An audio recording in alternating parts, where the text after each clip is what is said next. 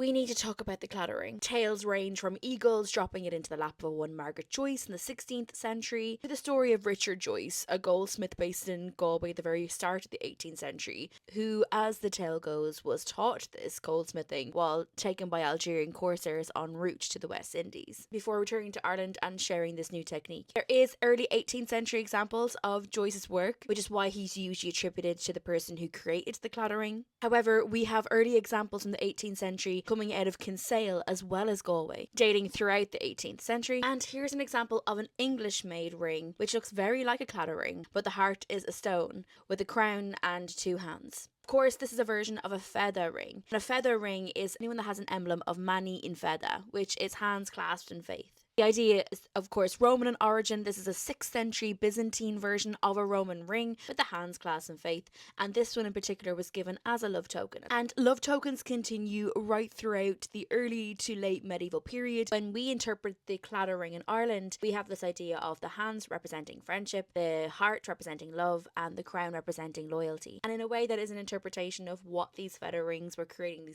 these love tokens. This is an early 18th century French version. You got a crowned heart, but just no hands. And interpretations of this range from seeing the other person who you're giving this token to as like royalty in your eyes, or even a ruler of one's heart. Whilst you also find these versions of fede rings, hearts held in hands. And the idea that I'm getting to, the point that I'm trying to make here, is that fede rings exist in different versions across Europe, some of them with crowns and some of them without. It is likely then that versions of claddagh rings that have no crown on them were misinterpreted fede rings, and that's where you get the idea and this terminology of Fenian ring coming about. The idea of that really does stem from the 20th century, but it is likely a misinterpretation of a fede ring rather than removing a crown from a claddagh. An Irish interpretation of a European-wide design. And the term claddagh itself actually only derives from the mid-19th century, with the publication of Mr. and Mrs. Samuel Hall's 1841 to 1843 Tour of Ireland, in which is included this etching, which was labelled the claddagh ring. An incredible body of work by Ida Delamare tracks the design of the claddagh ring from the 18th century right up until the 20th, and she suggests that the Halls were told about the claddagh ring by somebody called Thomas Crofton Croker, who wrote the Fairy Legends of Ireland, and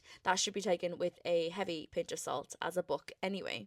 Of the earliest examples of claddagh rings, they're all quite big, suggesting that they were actually made for men rather than passed down from mother to daughter. In the 1850s, though, was an explosion of an interest in claddagh, creating claddagh brooches, claddagh scarf rings, particularly coming out of Galway, probably because of the publication of Hall's work. Irish design of a fede ring or claddagh ring that we know and love is very much this design.